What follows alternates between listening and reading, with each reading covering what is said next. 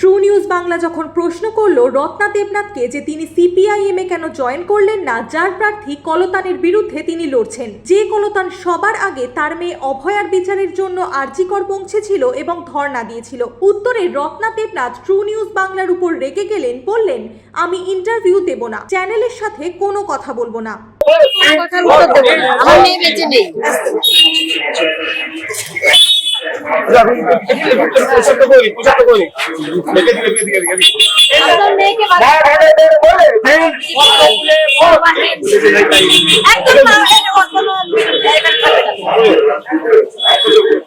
না না কোনো চাই না, কোনো চাই না, কোনো ইয়ে হবে না।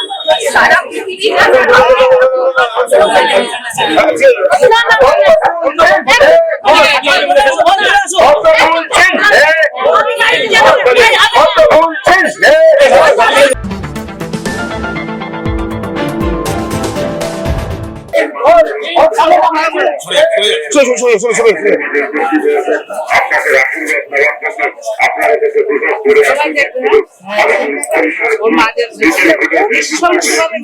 একটু ধরে নাও, জল আছে কাকিমাকে ধরে নাও।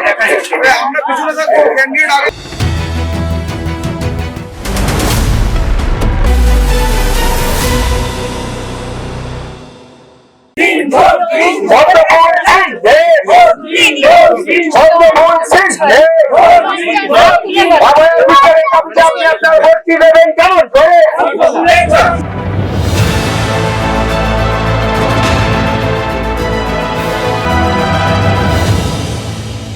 রাজনীতির ঘোর পেছে তো এখনো ঢুকিনি, আমি এখনো রাজনীতিতেই ঢুকিনি, আমি এখনো মেয়ের বিচারের দাবিতেই রয়েছে।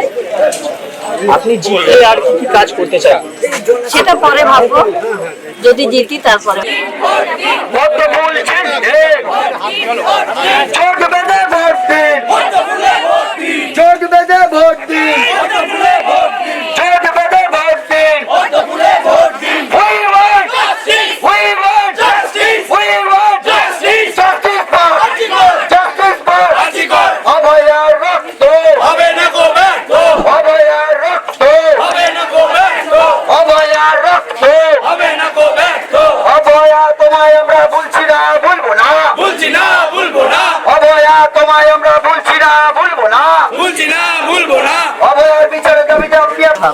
মেয়েদের জন্য কি রকম সুরক্ষা? মেয়েদের সুরক্ষা আমার মনে হয়েছে মেয়েদের সুরক্ষা, মেয়েদের সম্মান এগুলো কোথাও নেই।